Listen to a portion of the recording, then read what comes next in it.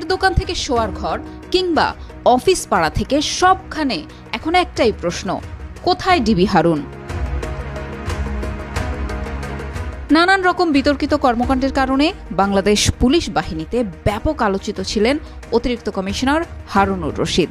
ঢাকা মহানগর পুলিশের গোয়েন্দা বিভাগের প্রধান থাকায় তিনি ডিবি হারুন নামেই পরিচিত ছিলেন। ছাত্র জনতার ব্যাপক বিক্ষোভের মুখে গত 5 আগস্ট পদত্যাগ করে দেশ ছাড়তে বাধ্য হন শেখ হাসিনা। তার দেশ ত্যাগের পর পলাতক আছেন পুলিশের অন্তত 57 জন ঊর্ধ্বতন কর্মকর্তা, এর মধ্যে আছেন হারুনুর রশিদও। হারুনের পরিবারের সদস্য, পুলিশের সহকর্মী ও গোয়েন্দা সূত্রে জানা গেছে তিনি নিজের বাসা এমনকি আত্মীয় স্বজন কারো বাসাতেই থাকছেন না, তিনি গা ঢাকা দিয়ে দেশেই আছেন। তবে আরেকটি সূত্রে নিশ্চিত হওয়া গেছে ডিবির এই কর্মকর্তা গত 6 আগস্ট গণপিটুনির শিকার হয়ে রাজধানীর একটি বিশেষায়িত হাসপাতালে চিকিৎসাধীন। ডিবি হারুনকে নিয়ে জনমনে আরও একটি প্রশ্ন উকি দিচ্ছে। 5 আগস্টের শেষ কয়েক ঘন্টা কেমন ছিল তার? কি করেছিলেন তিনি? বেশ কয়েকটি নির্ভরযোগ্য সূত্র থেকে জানা গেছে ওই দিন ছাত্র জনতার ঢাকা অভিমুখে লং মার্চের ঘোষণার দিন পুলিশ অতিরিক্ত বল প্রয়োগ করবে, এমনটাই আগের দিন জানিয়েছিলেন ডিএমপির সাবেক কমিশনার হাবিবুর রহমান। হারুনুর রশিদ সহ সব ঊর্ধ্বতন কর্মকর্তারা সেদিন সকালেই চলে যান রাজধানীর সচিবালয়ের বিপরীতে আব্দুল গনি রোডের সেন্ট্রাল কমান্ড ও কন্ট্রোল ইউনিটে। ওই ভবন থেকে রাজধানীর কয়েকশো পয়েন্টে ক্লোজ সার্কিট ক্যামেরা পর্যবেক্ষণ করে পুলিশের মাঠের সদস্যদের অতিরিক্ত বল প্রয়োগের আদেশ দেওয়া হয়।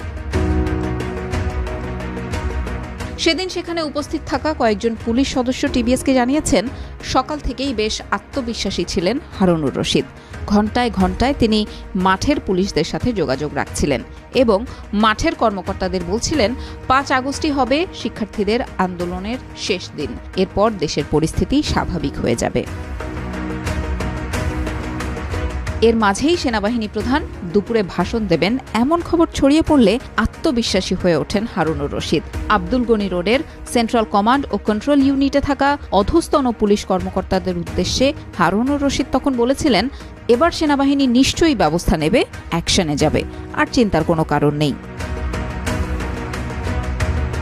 শেখ হাসিনার পদত্যাগ ও দেশ ত্যাগের খবর ছড়িয়ে পড়লে আন্দোলনকারীরা নেমে আসে ঢাকার রাজপথে। তখন ডিএমপির সেন্ট্রাল কমান্ড ও কন্ট্রোল ইউনিট ভবনের দিকে উত্তেজিত জনতা ইট পাটকেল ছুটতে থাকেন। প্রাণ ভয়ে এর মধ্যেই অনেক পুলিশ কর্মকর্তা তাদের ইউনিফর্ম খুলে ফেলেন।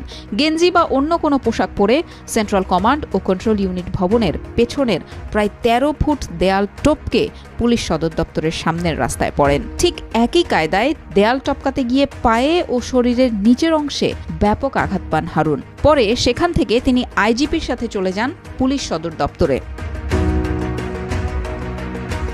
2006 সালে ডিবি লটারিতে আমেরিকার ভিসা পান হারুনের স্ত্রী। বৈধ ভিসা থাকায় সেই সূত্রে আমেরিকা পালানোর চেষ্টা করেছিলেন তিনি। যোগাযোগ করেন মার্কিন দূতাবাসেও, নিশ্চয়তা চান তাকে অক্ষত অবস্থায় বিমানবন্দরে বিমানে তুলে দিয়ে আসার। তবে কূটনৈতিক সূত্র জানায় তার প্রস্তাব নাকচ করে দেয় দূতাবাস। পরে তিনি সেখান থেকে ফিরে আসেন। এরপর কাউন্টার টেররিজম ইউনিটের সোয়াতের একটি গাড়ি হারুনকে মিরপুরে কোনো একটি জায়গায় দিয়ে আসে। সেখানে কিছু ব্যক্তির সাথে আলাপ করে বিমানবন্দর দিয়ে পালানোর চেষ্টা করেন হারুন। গাড়িতে করে পৌঁছেও যান বিমানবন্দরে। তবে বিমানবন্দরের টার্মিনালে প্রবেশের আগেই জনতা তাকে দেখে চিনে ফেললে